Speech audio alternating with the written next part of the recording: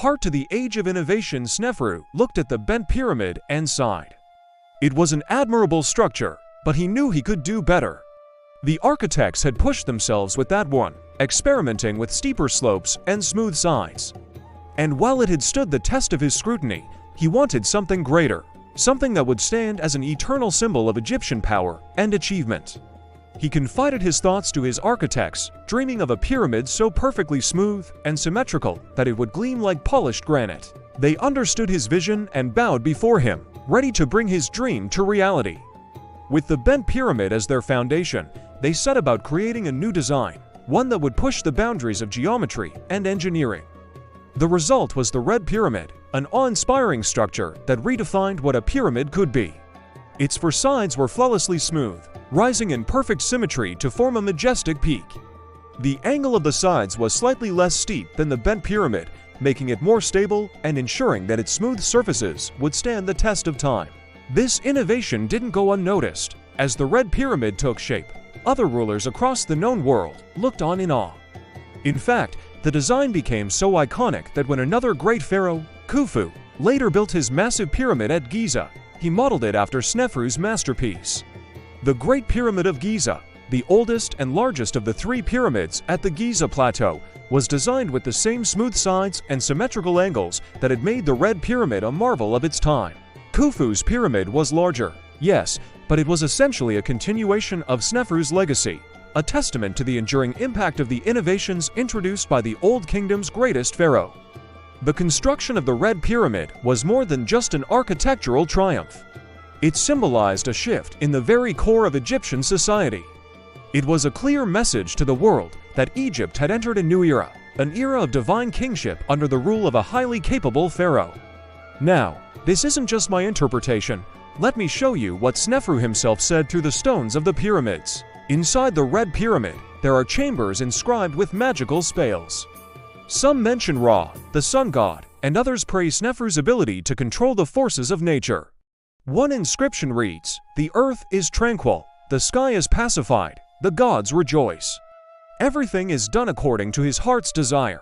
This wasn't just a boastful inscription. It was a reflection of the awe and wonder that these pyramids inspired in those who witnessed them. The Red Pyramid wasn't just a structure. It was a celebration of human achievement, a feat of engineering that seemed almost magical to those who saw it. But Sneferu's ambitions didn't end at the pyramids. While the Red Pyramid stands as a testament to his obsession with numbers and precision, the Bent Pyramid is a monument to his risk-taking and his desire to push the boundaries of what was possible. Both pyramids are unique, each reflecting a different aspect of Sneferu's character and reign. But let's take a moment to appreciate the genius of his architects. Imagine being in their position, tasked with designing a pyramid with unprecedentedly steep sides. You know the angle can't be too steep or the structure will collapse, but how do you find that perfect balance? Without modern tools and technology, they use simple yet effective methods to ensure the stability of their designs. They observed the natural world around them, studying the slopes of hills and the angles of mountains. They may have even studied the pyramids of the past, analyzing their stability and identifying areas for improvement. Through observation, trial, and error, they developed a deep understanding of the forces that shaped the physical world. They experimented with different angles and slopes, perhaps even building small-scale models to test their designs. And when they finally arrived at the perfect angle, they inscribed it in stone, passing down their knowledge to future generations of builders. As impressive as the pyramids were, Sneferu was keen to expand his influence beyond the borders of Egypt, so he turned his attention to the seas. Cedar ships, some reaching over 60 meters in length, were constructed. These weren't just any ships, they were marvels of engineering, designed to withstand the challenges of the Nile River and the open sea. Their hulls were expertly crafted, their masts were tall and strong, and their sails were vast, capturing the winds of the Nile and guiding these massive vessels across the water. What were these ships for? Simple, to bring the resources needed to build his grand projects from all over the known world. The cedar ships sailed to distant lands, including the Levant, modern-day Lebanon, and Syria, renowned for their skilled shipbuilders and abundant supplies of cedar wood. There they collected the finest cedar planks, which were then transported back to Egypt, forming the backbone of their shipbuilding industry. Back home, Egyptian craftsmen assembled the planks into sleek, sturdy ships ready to ply their trade along the Nile and beyond. It was a testament to the Egyptians' understanding of shipbuilding and their dedication to quality. The ships played a vital role in the trade networks that brought wealth and resources to Egypt. They facilitated the exchange of goods, ideas, and cultural influences between Egypt and other civilizations, making the Old Kingdom a hub of international commerce. But the importance of these ships extended beyond trade.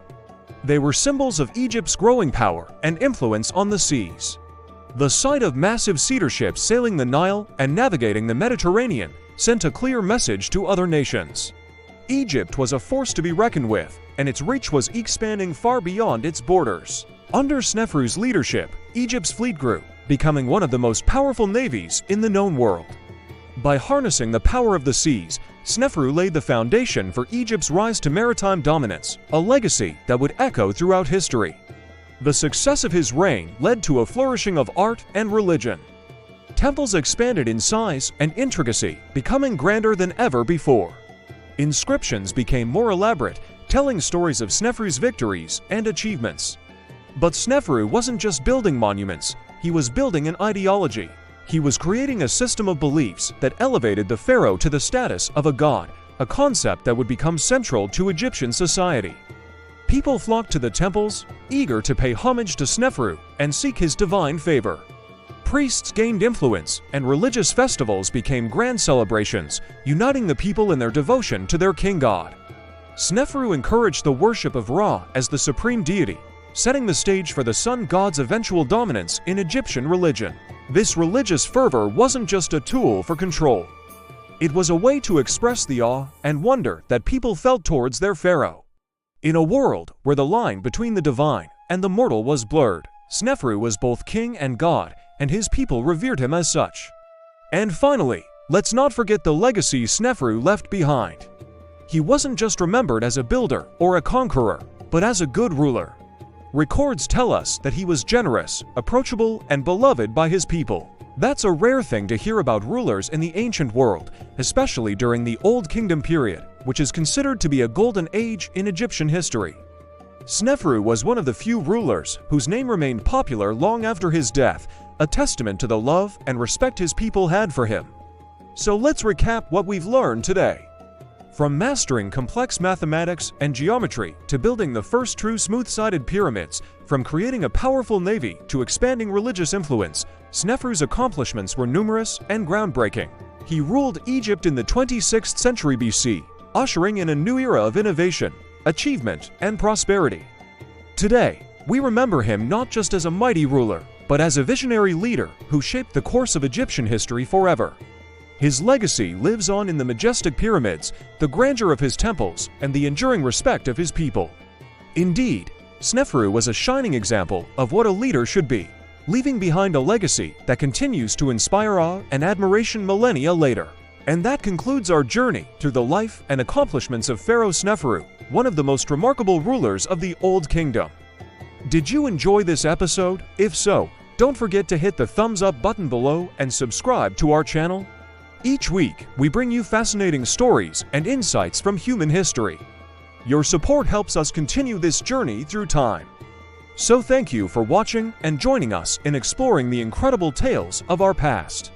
Until next time, stay curious and keep learning.